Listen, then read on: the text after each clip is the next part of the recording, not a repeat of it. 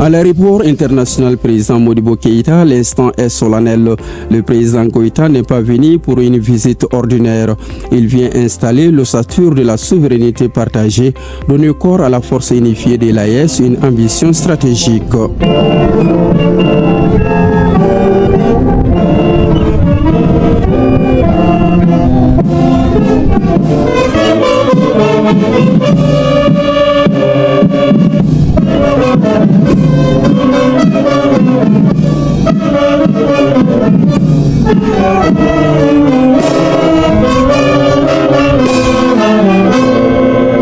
Les rangs sont droits, les regards fixes, la discipline absolue et la précision quasi mécanique dans l'alignement impeccable des unités. Sous l'éclat métallique des blindés immobilisés, le chef suprême des armées marque une halte.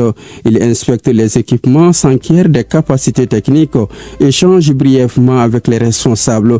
Les regards est attentif, la posture assurée, celle d'un chef qui connaît les prix de la préparation. Dans un geste maîtrisé, le président Goïta remet l'étendard au commandant de la force unifiée. Désormais, cette force multinationale, solide et équipée, est identifiable par un symbole commun. Les forces aériennes de l'AES mènent au quotidien des opérations conjointes offensives sur le théâtre unifié, au cours desquelles nos oiseaux d'acier, dont vous voyez derrière moi quelques exemplaires représentatifs, se transforment en anges de la mort pour l'adversaire. Diffusons une musique qui traumatise ces barbares dont le but est de terroriser nos populations. Cet étendard n'est pas un simple tissu, il est mémoire, volonté et engagement irréversible. Il scelle une certitude désormais gravée dans le corps des peuples du Sahel. Excellence, Monsieur le Président de la Transition, chef de l'État, chef suprême des armées, président de la Confédération AES, cet étendard que vous remettez à la force unifiée de l'AES représente une mémoire, une volonté, un engagement irréversible. Il consacre une certitude désormais gravée dans le cœur de nos peuples. C'est un acte historique, car cet étendard n'est pas un symbole décoratif. Il est le fruit du sang versé, du courage assumé et de la vérité retrouvée. À nos martyrs, civils innocents, soldats tombés au combat, je veux rendre un hommage solennel. Ils ne sont pas morts pour rien. Ils ont réveillé des peuples, ils ont brisé le mensonge, ils ont ouvert la voie. Du haut de la tribune, le ministre de la Défense examine les équipements mis à disposition par les chefs d'État de la Confédération. Les moyens sont visibles, concrets et opérationnels et traduisent une volonté politique d'anticipation. Aujourd'hui, avec la force unifiée de l'AES, nous franchissons un cap stratégique majeur. Nous passons de la coordination à la convergence, de la dépendance à la responsabilité, de l'attente à l'action. Les opérations conjointes, Yéraco 1 et 2, ont démontré une vérité simple.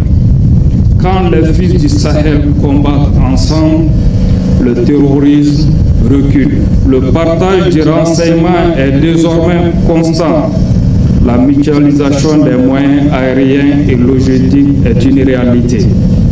La complémentarité de nos forces est devenue une force en soi. Ce que l'on nous refusait hier, nous l'avons bâti aujourd'hui par nous-mêmes. Ce qui était conditionné est devenu souverain.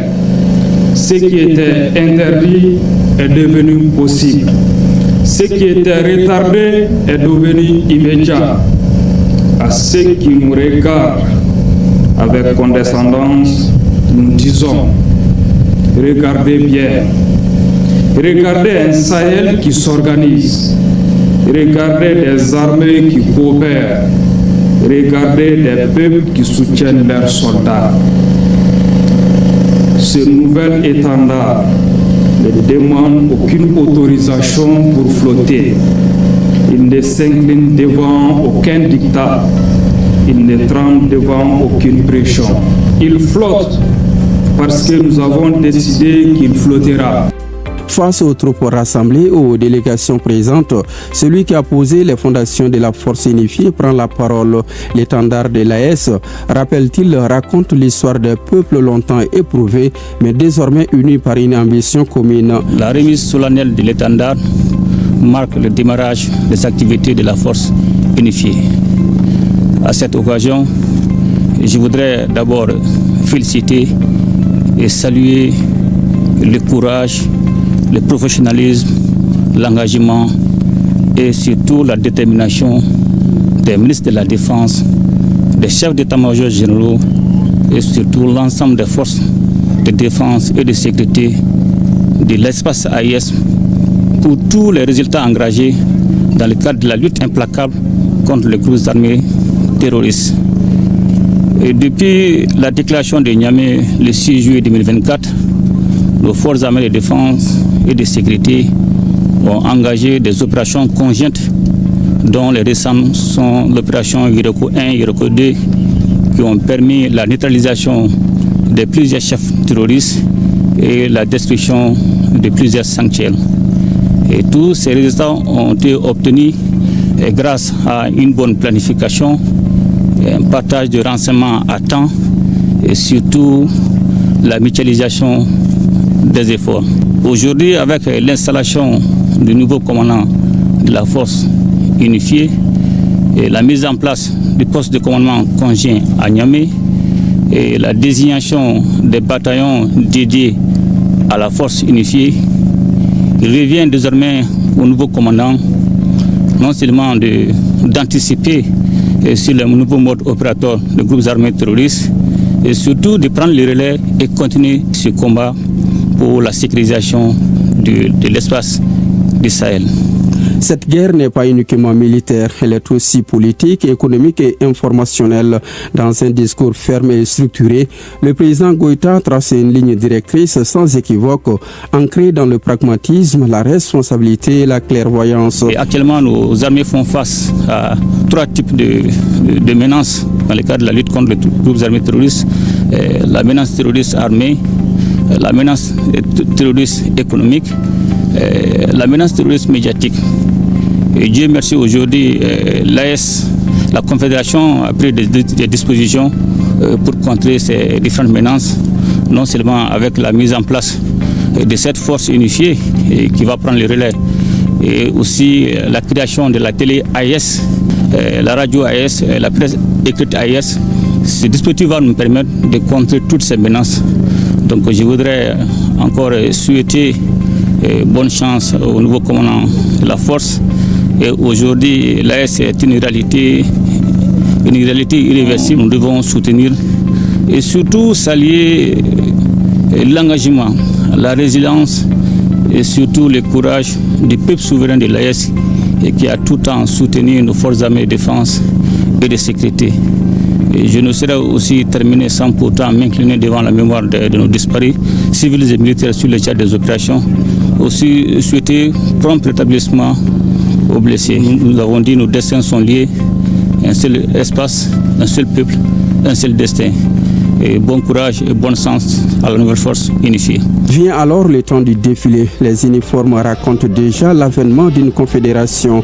Les pas sont parfaitement synchronisés, les visages concentrés, certains sont jeunes, d'autres plus expérimentés. Chaque rang qui défile est un message d'unité et de détermination.